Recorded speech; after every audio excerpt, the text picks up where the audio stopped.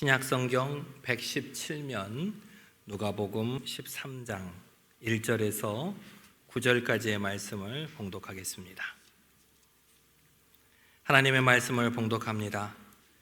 그때 마침 두어 사람이 와서 빌라도가 어떤 갈릴리 사람들의 피를 그들의 제물에 섞은 일로 예수께 아뢰니 대답하여 이르시되 너희는 이 갈릴리 사람들이 이같이 해 받음으로 다른 모든 갈릴리 사람보다 죄가 더 있는 줄 아느냐? 너희에게 이르노니 아니라. 너희도 만일 회개하지 아니하면 다 이와 같이 망하리라. 또 실로암에서 망대가 무너져 치어 죽은 18사람이 예루살렘에 거한 다른 모든 사람보다 죄가 더한 줄 아느냐? 너희에게 이르노니 아니라. 너희도 만일 회개하지 아니하면 다 이와 같이 망하리라. 이에 비유로 말씀하시되 한 사람이 포도원에 무화과 나무를 심은 것이 있더니 와서 그 열매를 구하였으나 얻지 못한지라.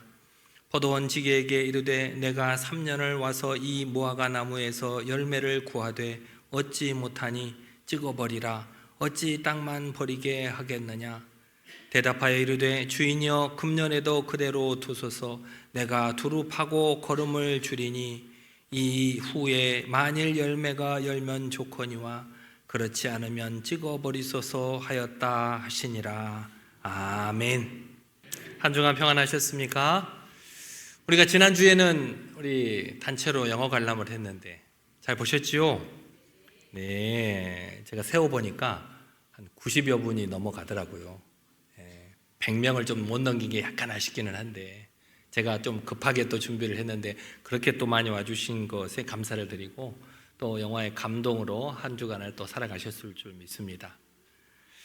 저도 영화를 2번 본 거거든요. 지난주에 보면 2번 본 건데 마지막에 예수님 제가 잘한 거 맞지요? 라고 하는 그 말이 가슴에 참 많이 남았습니다. 내 인생의 마지막에도 주님 제가 주님 시키는 대로 잘한 거 맞지요? 라고 이렇게 말하면 주님께서 뭐라고 해주실까? 그런 마음으로 또 한 주간을 살아가는 여러분이 되시기를 바랍니다. 우리가 살아가는 한 주간은 수많은 예기치 못한 소식들을 매일 매 순간 접하게 됩니다. 지난주만 해도 없었는데 갑자기 전쟁의 소식이 들려오고 있지 않습니까? 우리가 그렇지 않아도 우크라이나와 러시아의 전쟁이 빨리 속히 끝나기를 기도하고 있는데 아직 끝나지도 않았는데 또 이스라엘과 미국과 이란이 이렇게 전쟁 중에 있습니다. 머나먼 나라에서 일어나는 전쟁이라고 생각을 하지만 그 머나먼 나라에서 일어나는 전쟁이 지금을 살아가는 우리에게도 많은 영향을 끼치고 있는 것이 사실입니다. 그 전쟁 가운데 있는 나라에 사는 백성들은 어떤 마음일까요? 이렇게 이스라엘에 사는 선교사님이 계시는데 매일 이렇게 페이스북에 연락이 와요. 아이고 오늘 또 예배를 드리는데 여기저기서 쿵쿵 하는 미사일 경보 소리가 들려서 빨리 예배 장소를 급하게 지하실로 옮겼다. 그런 소리를 들을 때마다 참 가슴이 아픕니다. 자연재해, 지진이나 물난리 소식이 들려오기도 하고 갑작스러운 사고 소식이 들려오기도 하고 또 나와 가까웠던 지인이 갑자기 세상을 별세했다는 소식을 들을 때마다 우리는 가슴을 쓸어내리면서 무의식적으로 우리 마음속에 이렇게 생각을 합니다.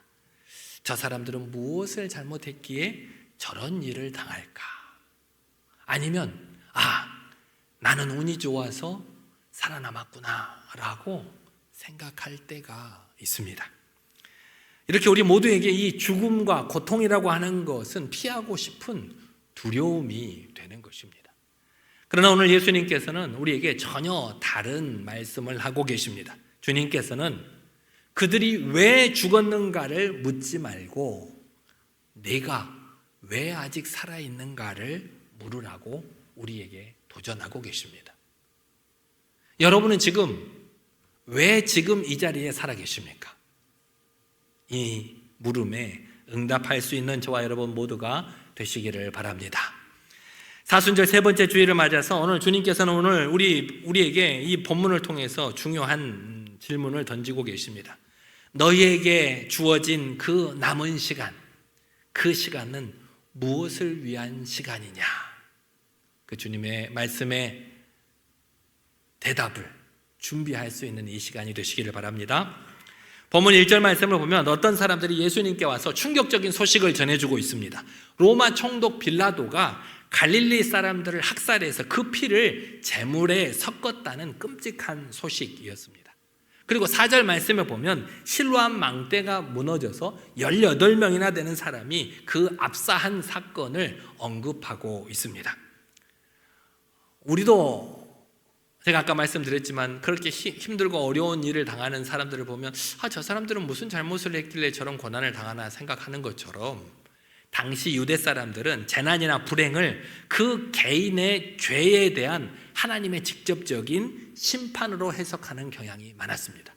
뭔가 어려운 일을 당했을 때, 고난을 당했을 때는 네가 하나님께서 보시기에 그 고난을 받을 만한 죄를 저질렀겠지라고 하는 생각이 많았다는 것입니다. 그래서 그렇게 비참한 죽음을 당한 사람들을 보면 그 사람이 남들보다 더 많은 죄를 지었겠지, 하나님께서 보시기에 나보다 더 안 좋은 사람이었겠지라고 하는 생각이 있다는 겁니다. 다시 말해서 그런 인과응보적인 생각을 하는 이면에는 어떤 생각이 있냐, 나는 저런 사고를 안 당했으니까 나는 저 사람보다 괜찮은 사람이겠지, 나는 저 사람보다 의로운 사람이겠지라고 하는 영적 우월감이 그 기반에 깔려 있다는 겁니다.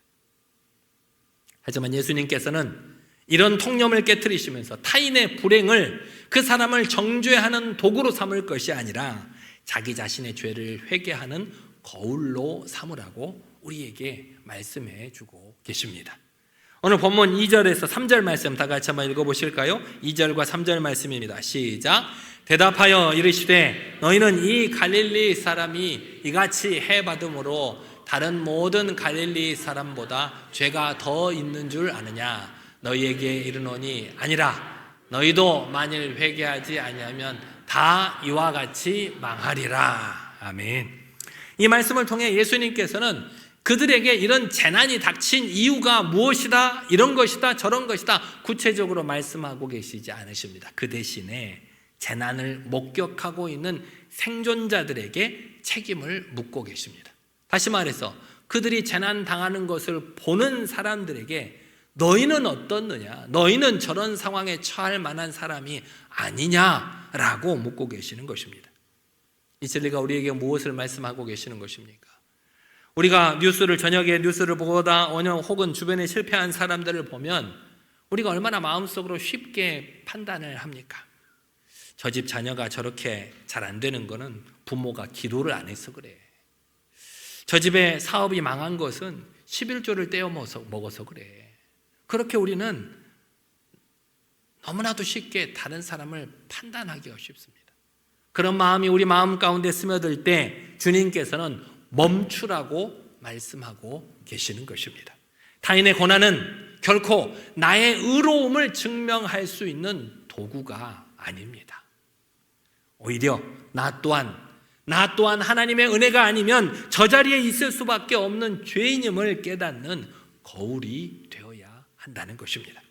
사랑하는 성도 여러분, 오늘 지금 우리가 평안한 자리에 있는 것은 내가 남보다 잘나서가 아닙니다. 내가 남보다 의로워서도 아니라 하나님의 긍휼하심이 우리를 붙들고 계시기 때문입니다. 그러므로 우리가 남을 판단하기에 앞서 두려운 마음으로 나 자신의 내면을 깊이 들여다볼 수 있는 여러분 모두가 되시기를 바랍니다. 종합검진을 받으러 저도 2년에 한 번씩 병원을 갑니다. 이제 저도 올해가 또 종합검진을 받을 때라서 준비를 하고 있는데 병원을 가면 항상 조금 기분이 좋지는 않습니다. 혹시 무슨 의사 선생님이 무슨 말을 하지 않을까 좀 두려운 마음이 있습니다.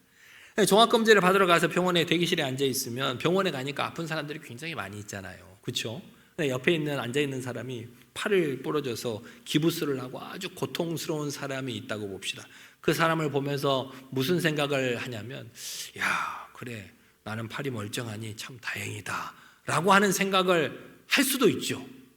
우리 권사님도 지금 팔이 부러져서 회복 중이신데 고통스러워하는 모습을 보면 안타까운 마음도 생기는 반면 한편으로는 그래도 나는 나는 안 다쳐서 다행이다 라는 생각이 들 수도 있다는 거예요.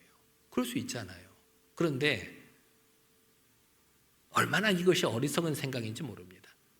내가 오늘 정확검진을 받으러 왔는데 혹시 나도 모르게 내 몸 어느 구석구석 깊은 곳에 소리도 없이 암세포가 자라고 있을 줄 누가 알겠습니까? 모를 일이죠. 예수님께서는 오늘 우리에게 이렇게 묻고 계십니다. 너희 속사람은 안전하냐? 너희 속사람은 지금 안전하냐? 라고 묻고 계시는 것입니다. 이어지는 6절에서 9절까지의 말씀에서 예수님께서는 열매 없는 무화과 나무의 비유를 우리에게 말씀하고 계십니다. 이는 앞선 경고에 대해서 좀 더 자세하게 비유로 우리에게 말씀해 주시는 것입니다. 여러분들이 읽으셨으니까 이 비유에서 포도원 주인은 누구를 상징하는 걸까요? 포도원 주인. 우리 모두의 주인이 누구시죠? 하나님이시죠. 하나님. 포도원 주인은 하나님. 과원지기는 누구일까요? 과원지기는 예수님. 그러면 무화과 나무는 누구를 뜻하는 걸까요?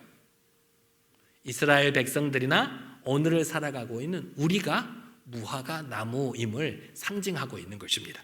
보통 그런데 오늘 본문을 잘 살펴보면 주인이 무화과 나무를 어디에 심었다라고 기록을 하고 있습니까? 어디에 심었다고요? 자세히 말씀을 읽을 때 자세히 읽어보셔야 돼요. 무화과 나무를 어디에 심었다고요? 포도원에 심었대요. 포도원에는 뭐가 있으니까 포도원이에요?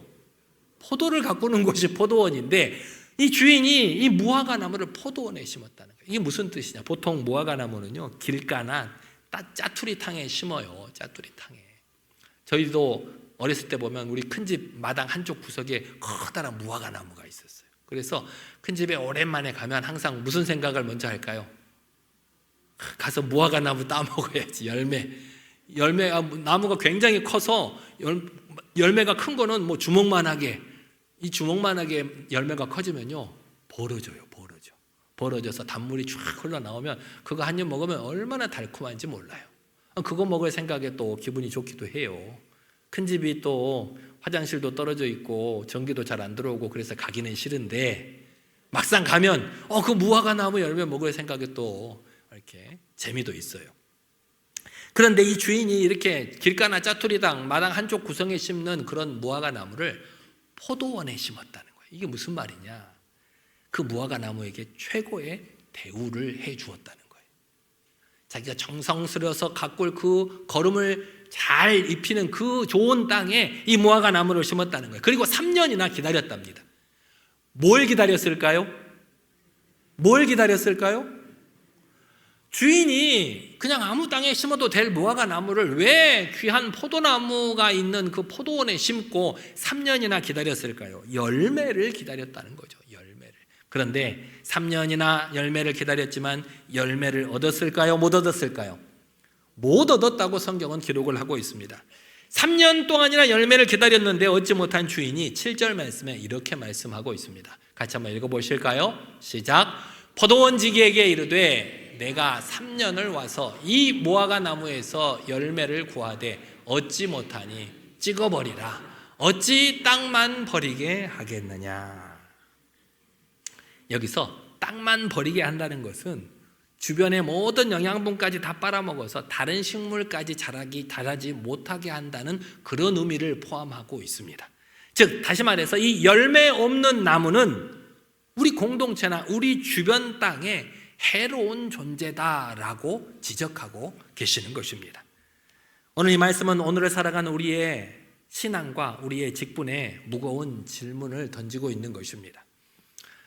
여러분은 교회 다닌 지 얼마나 되셨습니까? 오래되셨죠?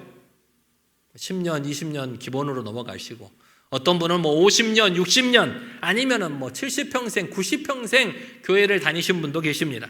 그래서 집사가 되고 장로가 되고 권사가 되고 직분도 잘 받았습니다.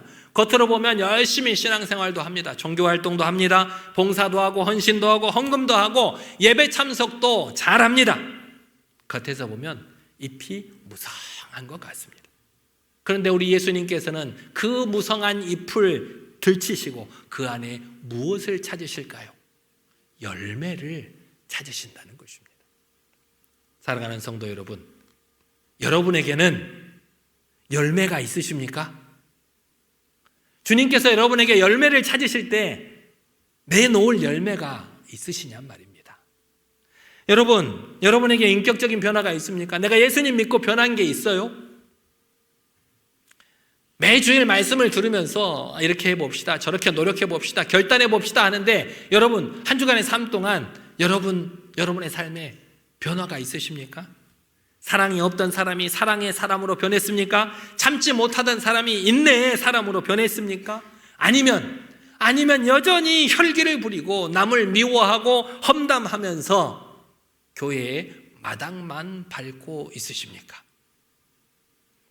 어찌 땅만 버리게 하겠느냐? 어찌하여 땅만 버리게 하겠느냐라고 하는 말씀이 오늘을 살아가는 나를 향한 말씀은 아닐지 다시 한번 우리의 내면을 살펴볼 수 있는 여러분 되시기를 바랍니다. 목사님, 저는요 남에게 결코 해코지하지도 않고 조용히 나만 신앙생활합니다. 그렇게 말씀하시는 분이 계실 수도 있어요. 제가 뭐 남을 욕하는 것도 아니고 남의 험담을 하는 것도 아니고 남에게 해로운 것을 끼치는 것도 아닙니다. 저는 조용히 신앙생활 잘하고 있어요. 그런데 주님께서 보시기에 열매 없이 그저 자리만 차지하고 있는 그 자체로 은혜를 낭비하는 것일 수 있다는 사실을 우리는 잊지 말아야 됩니다. 어느 기업의 사장님이 새로 직원을 뽑았어요. 굉장히 많은 연봉을 주면서 직원을 고용했습니다. 그 직원이 매일 아침 출근을 해요. 출근해서 아침에 일찍 출근을 해서 책상도 잘 닦고 컴퓨터도 켜고 회사 유니폼도 딱 입고 매일 그 자리에 앉아 있어요. 근무 태도를 보면 나무랄 데가 없어요. 너무나도 일찍, 너무나도 성실근면하게 열심히 일을 잘하고 있어요. 그런데 3년 동안 단 한 건의 실적도 단 하나의 결과물도 내놓지 못했다면 그 사장님은 그 직원을 어떻게 평가해야 될까요? 그래, 네가 출근 잘했으니까 그거면 됐다라고 할까요? 아니요. 이 사람을 이제 잘라야 되나? 그렇게 고민하지 않겠어요? 우리도 하나님 앞에 출석 도장을 찍는 것으로만 만족할 때가 있어요. 내가 주일날 교회 와서 예배 드렸다라고 하는 것만으로 만족하고 일주일을 아무런 생각 없이 그냥 살아갈 때가 있다라는 겁니다. 하지만 하나님께서는 우리의 인생이라는 기업에 당신의 핏값을 투자하신 투자자이십니다. 그 하나님께서 우리 삶에 예수 그리스도를 닮은 성품과 하나님의 거룩한 성령의 열매를 찾고 계신다는 것입니다. 주님께서 여러분의 무성한 잎을 들쳐서 열매를 찾고 계실 때 여러분에게는 내놓으실 열매가 있으십니까? 오늘 무화과나무의 비유의 절정은 8절의 과원지기의 대답에 있습니다. 주인이 찍어버리라는 명령 앞에 과원지기가 이렇게 강청하고 있습니다. 8절 말씀 다 같이 한번 읽어보겠습니다. 시작. 대답하여 이르되 주인이여 금년에도 그대로 두소서 내가 두루 파고 거름을 주리니. 3년이나 기다렸는데 열매를 얻지 못한 주인이 얼마나 화가 났겠어요. 내가 드린 정성이 얼만데 당장 찍어버려라 라고 했을 때 이 과원지기가 뭐라고 했다고요? 주인이여 금년에도 그대로 두소서. 여기서 두루 파고 거름을 주리니 라고 말하고 있는데 두루 판다는 것은 어떻게 해요? 뿌리 주변에 굳은 흙들을 갈아 엎는 것을 말하는 거예요. 거름을 준다는 것은 악취나는 오물을 붓는 수치를 의미합니다. 여러분들 요즘이야 뭐 화학 비료가 냄새가 잘 나는 건 아니지만 예전에 거름을 만들면 어떻게 거름 냄새가 좋아요, 안 좋아요? 뭐 좋지는 않죠. 우리 오물을 가지고 거름을 만드는 거니까. 뿌리 주변에 있는 흙을 갈아 엎는다는 것은 그 뿌리를 상하게 하는 거예요. 나무 입장에서 보면 뿌리가 아픈 거예요. 고통인 거예요. 거름을 준다고, 아니 나에게 좋은 거름을 준다고 하더니 오물을 나에게 뒤집어 씌우네? 라고 생각될 수 있는 거예요. 하지만 이렇게 뿌리를 갈아엎고 오물 같은 거름을 주는 것은 과원지기가 이 무화과 나무를 위해 하는 특별한 처방이라는 겁니다. 나무 입장에서 보면 그게 고통스럽고 수치일지 모르지만 이 과원지기는 이 무화과 나무 열매를 위해서 고난을 통한 은혜를 베풀기 위해서 그렇게 노력한다는 것입니다. 이 과원지기가 누구이십니까? 바로 우리 예수님이십니다. 공의로우신 하나님의 심판 앞에서 예수님께서는 우리를 위해서 이렇게 변호하고 계십니다. 하나님 아버지, 1년만 더 참아주십시오. 제가 더 노력해 보겠습니다. 저 영혼에 딱딱한 흙을 갈아엎고 거름을 부어서라도 내가 반드시 저 영혼에게 열매를 맺게 하겠습니다. 하나님 앞에 우리를 놓고 그렇게 간구하고 계시는 것입니다. 사랑하는 여러분, 오늘 우리가 이 자리에서 살아서 숨쉬고 있는 이유가 뭡니까? 여러분들이 건강 관리를 잘해서 그렇습니까? 열심히 운동하고 먹을 거 안 먹고 몸에 좋은 것만 먹어서 그럴까요? 아니면 운이 좋아서 여러분 이 자리에 앉아 계시는 겁니까? 아닙니다. 하나님께, 바로 우리 예수님께서 금년에도 그대로 두소서라고 하나님께 강청하셨기 때문입니다. 지금 우리가 누리고 있는 이 2026년 벌써 3월이 다 들어섰는데 2026년은 내가 살아가야 할 당연한 내 삶이 아니라 주님께서 나를 위해서 하나님께 강청하여서 얻은 연기된 시간이라는 것입니다. 우리를 향한 심판이, 죄악된 우리를 향한 하나님의 심판이 이대로 끝난 것이 아니라 예수님의 강청하심으로 인해서 그것이 연기되었다는 것입니다. 그래서 지금을 살아가는 우리의 시간은 그리스도의 중보로 얻어진 은혜의 기회라는 것을 우리는 잊지 말아야 합니다. 이 기회를 그냥 놓치지 마시기를 바랍니다. 지금 혹시 인생의 밑바닥을 헤치는 것과 같은 고통을 겪는 분이 계십니까? 남들에게 말하기도 부끄러운 걸음을 뒤집어 쓴 것과 같은 그런 고통 속에 있는 분이 계십니까? 낙심하지 마십시오. 그것은 하나님이 여러분을 포기했다는 신호가 아니라 오히려 과원직이 되시는 우리 예수님께서 올해는 기필코 내가 너에게 열매를 맺게 하겠다, 여러분의 인생을 경작하고 계시는 중입니다. 뿌리가 건드려지면 고통스럽고 아플지 모르지만 그것으로 인해서 뿌리는 더욱더 깊이 뿌리를 내릴 수 있게 됩니다.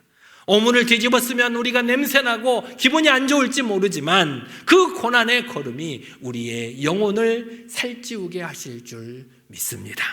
사랑하는 여러분, 우리 주변에서 일어나는 재난은 그저 다른 사람의 이야기가 아닙니다.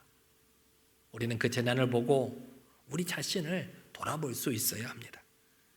내가 삶을 살아가면서 내 삶에 열매가 없다면 그거는 위기의 경고등이 켜진 것입니다. 주님께서 내게 내 무성한 가지틈 사이에서 열매를 찾지 못하실 때 찍어버리라고 말씀하실 수 있기 때문입니다. 그러나 우리에게는 아직 금년에도라는 기회가 있습니다. 우리 예수님께서 우리를 위해서 벌어주신 금년에도라는 기회가 남아 있습니다. 그 예수님께서 오늘 또 우리를 위해서 일하고 계십니다. 그렇다면 이 덤으로 얻은 인생, 이 인생을 우리는 어떻게 살아야 하겠습니까? 열매를 맺으려면, 열매가 맺을 때가 되면요, 농부가 가지치기를 합니다. 가지치기를. 왜냐하면 가지들이 너무나도 많으면 그 양분들이 가지로 다 흩어져 버리기 때문에 쓸모없는 가지들을 다 쳐서 열매로 양분이 모으도록 가지치기를 합니다. 이런 것처럼 오늘 여러분들도 집에 돌아가셔서 조용한 시간에 노트를 펼치거나 아니면 핸드폰을 펼쳐서 내가 인생의 열매를 맺는데 방해되는 것이 무엇인가, 한 3가지만 한번 골라보시기 바랍니다. 내 인생의 열매를 맺는데, 성령의 열매를 맺는데 방해되는 것이 무엇인가? 무의미한 미디어 신청일 수도 있죠. TV를 본다든가 유튜브를 본다든가, 꼭 필요해서 보는 것은 상관없지만 그저 시간을 때우면서 그냥 나도 모르게 1시간, 2시간 볼 때가 있죠. 그런 것은 아닌가? 남을 향해서 습관적인 험담을 하고 있는 모습은 아닌가? 아니면 멈추지 않는 염려가 될 수도 있습니다. 내 삶의 열매를 맺는데 방해가 되는 그것이 무엇인지 한번 기록해보고 이 한 주간, 이 사순절 기간 그 열매 맺지 못하게 하는 것을 멈추어 볼 수 있는 여러분이 되시기를 바랍니다. 내가 이번 사순절 기간에, 이번 한 주간에 이것들을 멈추리라.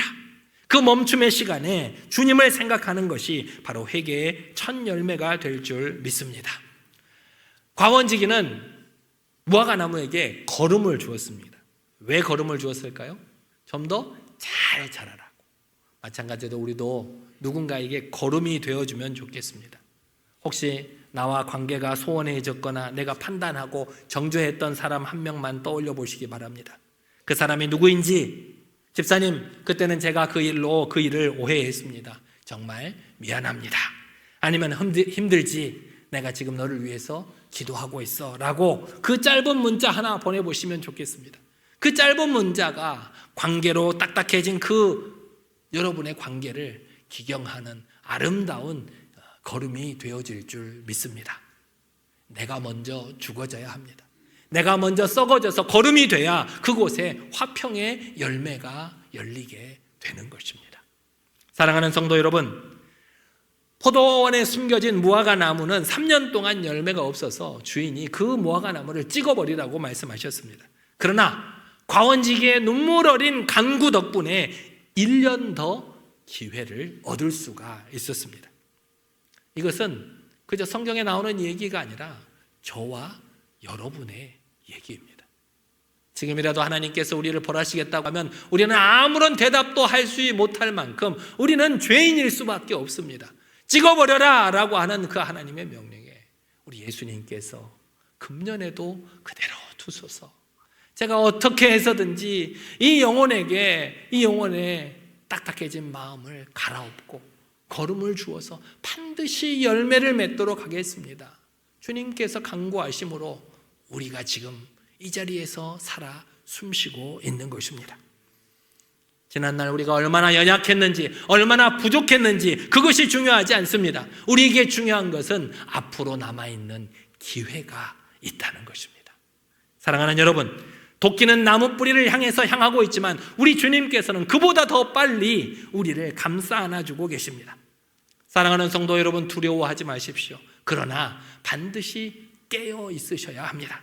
여러분의 남은 생애는 그저 죽지 못하 살아가는 인생이 아니라 성령의 아름다운 열매를 맺기 위해 허락된 은혜의 시간임을 기억하시기를 바랍니다. 여러분이 겪고 있는 고난과 아픔조차도 우리를 풍성하게 만드시고자 하는 주님의 손길임을 믿으시기를 바랍니다. 주님께서는 지금 여러분의 인생이라는 가지 끝에서 열릴 아름다운 열매를 기대하고 계십니다. 이번 한 주간 그 기대에 응답함으로 생명력 넘치는 한 주간이 되시기를 주님의 이름으로 간절히 기도합니다. 이 시간 같이 기도하겠습니다. 하나님, 내 삶이 당연한 권리라고 여겼음을 회개합니다. 하나님, 열매 없이 입만 무성했던 나의 삶을 회개하오니 용서하여 주옵소서. 이제는 남을 판단하던 교만의 눈을 감고 내 내면을 살피며 굳은 마음을 기경하고 고난의 걸음을 통해 주님을 닮아갈 수 있게 또 아름다운 열매를 맺을 수 있도록 인도해 달라고 이 시간 우리 다 같이 한 목소리로 기도하겠습니다. 능력의 하나님 아버지, 어리석은 우리에게 주님의 거룩하신 말씀으로 깨우쳐 주심에 감사를 드립니다. 우리가 살아가고 있는 우리의 삶이 나의 당연한 권리고 삶이라고 여겼던 지난 날을 회개하오니 용서하여 주시옵소서. 하나님 아버지, 열매 없이 입만 무성했던 나의 삶을 돌아보게 하시니 감사를 드립니다. 이제는 아버지 하나님, 주님께서 다시 오셔서 무성한 잎 가운데 열매를 찾으실 때 나에게 아버지 삶의 열매를 내어드릴 수 있는 우리가 될 수 있도록 인도하여 주옵소서. 남을 판단하던 교만의 눈을 감고 내 내면을 깊숙이 들여다보게 도와주옵소서. 우리의 굳은 마음을 기경하고 고난의 걸음을 통하여 더욱더 주님을 닮아가게 하시고 우리 인생의 아름다운 삶의 열매를 맺어갈 수 있는 주님의 거룩한 백성들이 다 될 수 있도록 인도하여 주시옵소서. 주님께서 우리와 함께하여 주실 줄 믿사옵나이다. 아버지, 함께하여 주옵소서. 사랑과 자비가 풍성하신 하나님 아버지, 열매 없이 그저 입만 무성했던 무성한 채 땅만 버리고 있던 저희를 찍어버리지 않으시고 금년에도 그대로 두소서라며 충보해 주신 예수님의 은혜에 눈물로 감사를 드립니다. 우리의 삶이 당연한 권리가 아니라 주님의 인내와 사랑으로 얻어진 또 다른 귀한 기회임을 깨달았습니다. 주님, 간구하오니 우리에게 회개의 영을 부어 주옵소서. 타인을 판단하던 교만의 눈을 감게 하시고 나의 내면을 살피게 하여 주옵소서. 우리의 굳은 마음을 하나님의 거룩하신 말씀으로 기경하여 주시고 고난조차도 성숙한 걸음으로 삼아 주님을 닮아갈 수 있게 도와주시고 우리 삶의 아름다운 열매를 맺을 수 있도록 인도하여 주옵소서. 이번 한 주간 우리 삶에 불필요한 가지들을 쳐내고 우리도 누군가를 살리는 걸음이 되어 주님이 보시기에 기쁨이 되는 삶을 살아갈 수 있도록 성령님께서 인도하여 주옵소서. 우리를 끝까지 포기하지 않으시는 예수 그리스도의 이름으로 간절히 기도드리옵나이다. 아멘.